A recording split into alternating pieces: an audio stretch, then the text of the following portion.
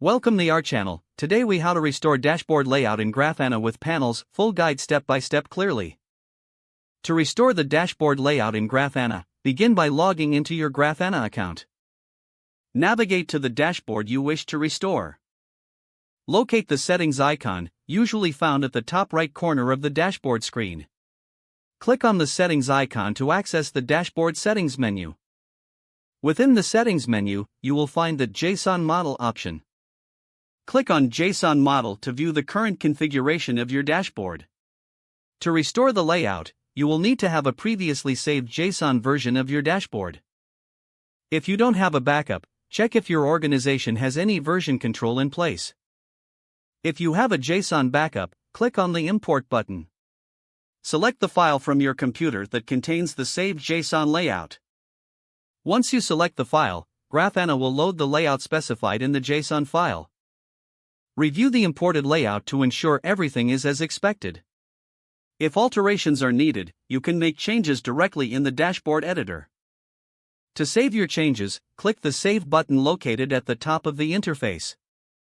After saving, verify that the layout appears as intended by checking the overall dashboard.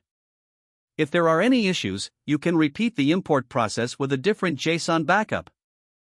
Once you are satisfied with the layout, your dashboard is now fully restored. You can further customize any panels using the panel editor if needed.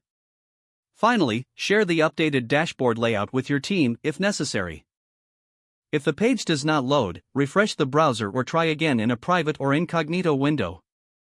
Make sure you are using the correct email address, then retype it carefully to avoid small typos. If your password is not accepted, use the reset option and create a new strong password you can remember.